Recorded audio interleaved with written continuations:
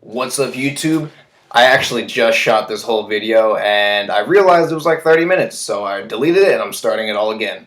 So this is actually going to be a top 3 streetwear brands that sold out. And what I mean by sold out is essentially they got rid of their original brand ideals, or maybe their marketing gimmick that they had at the time, and changed it entirely and ended up losing a major fan base by default. So we'll start off with number 3.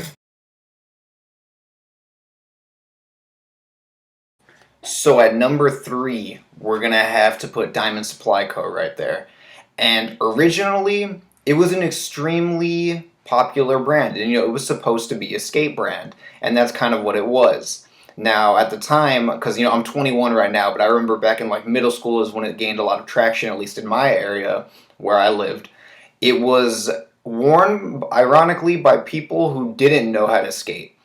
And that kind of changed its brand's image because it was supposed to be a skate brand. And it kind of turned into this thing where the new term that kind of was coined back then was swag fag. The dudes who wore the raccoon tail with the new boy skinny jeans and the big colorful shoes. And that is one thing that ethered it. But aside from that, it sold. I noticed the second something sells to a major retail chain like Zumiez, its popularity, at least among certain people, start to dwindle. And why that is, maybe it's because people don't like it when it's accessible to everyone. Personally, do I wear the brand? No. And if you do wear the brand and you like it, continue to wear it, like I state in many of my videos. But it's kind of crazy. Yes, it still is a money-making machine, mainly amongst younger crowds now, not really the later teens or the early 20s anymore. It's kind of like, the 12-year-olds who go to Zumiez and stuff like that. And it kind of lost its original coolness that I remember people affiliated with it. Now, the only thing I remember ever owning from them was back in '08 or '09, and I think it was the Cassie shirt, and that was just because I liked the picture, and then that was pretty much it. I never really bought anything else from them. But yeah, that's definitely one of those brands that kind of sold out, and then I noticed it lost a lot of popularity after doing so. And now at number 2, I'm going to have to put Obey on that.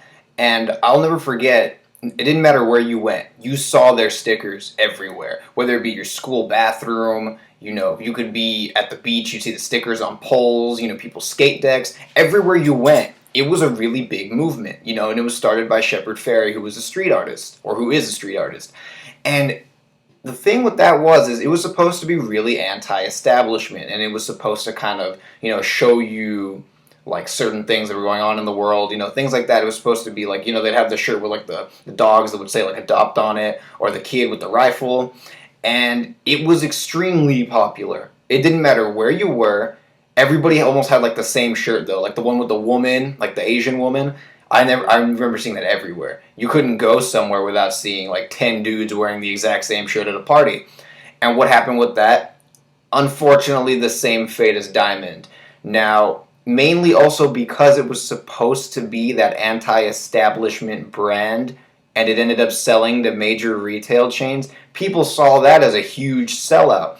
Because it was supposed to have this certain identity that was always affiliated with that brand that ended up being lost in the process. And once you lose that certain image, your brand's kind of fucked. Now, does it still make tons of money? I'm sure it does. But is it seen or highly coveted anymore by the consumer?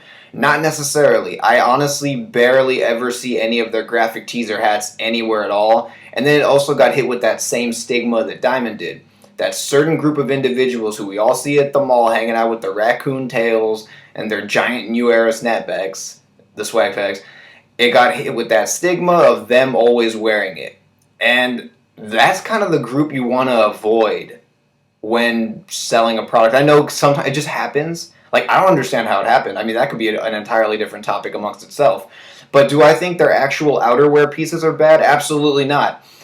And it's kind of sad to see that a brand lost its ideals just to make money. And I know it's a business. I understand that entirely. But there are certain brands that we've seen that haven't necessarily 100% sold out and have remained more successful or even as successful.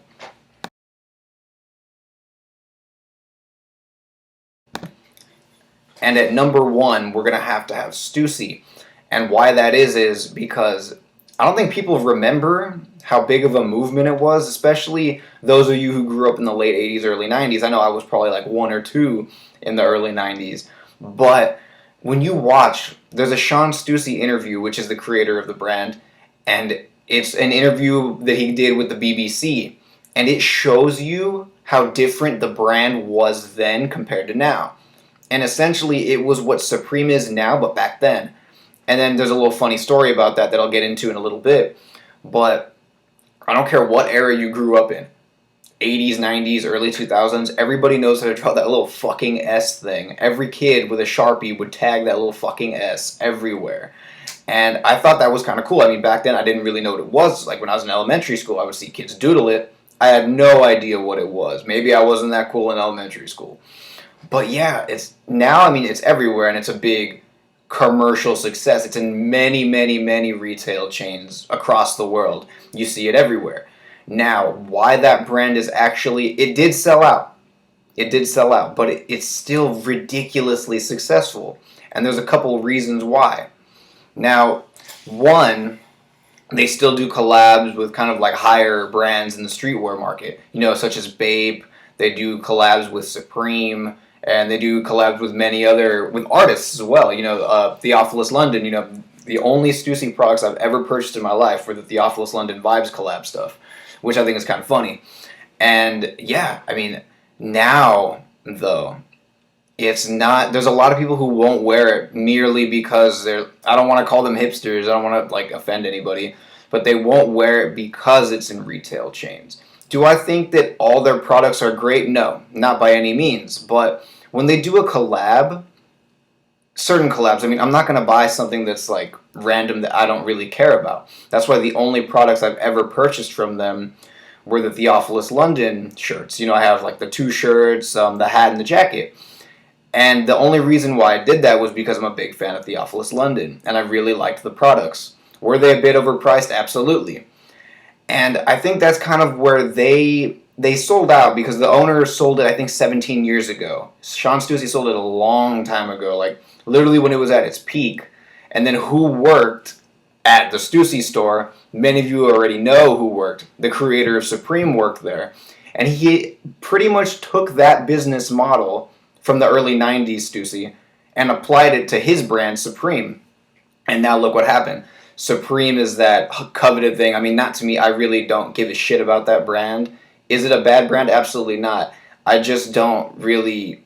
There's nothing that they made that really makes me want it, but now I'm getting off topic. So back to Stussy. That brand, although having sold out, I mean, the creator sold the brand early 90s. And it still has popularity, and it doesn't have as big a negative stigma as Diamond and Obey. But the reason I put it at number 1 was, if it didn't sell out, if Shawn Stussy never sold the brand to major retail chains and he didn't get rid of it, where would it be now?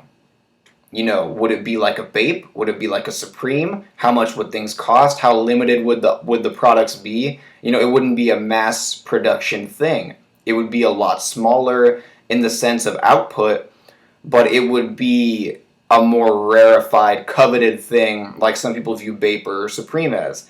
So that's kind of an interesting thing to think about, because we'll never really know. And do they still make limited products? Absolutely. Theophilus London collab and other things like that.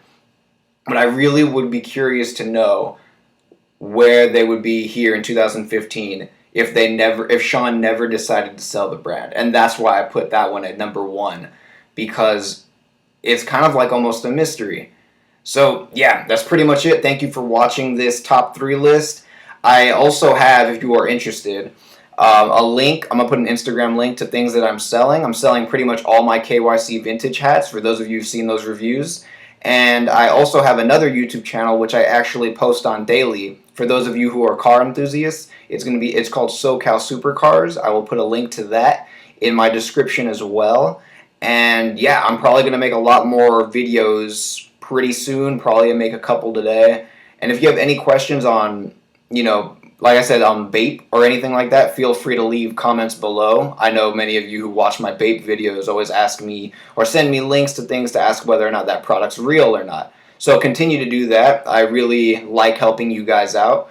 And also, make sure to continue to give me ideas for other lists and other things like that, so I can keep making content for you guys. And if you guys disagree with some of the things on this list, feel free to leave comments about that as well. Or if you guys do agree, explain why. And yeah, that's pretty much it. So peace out, YouTube.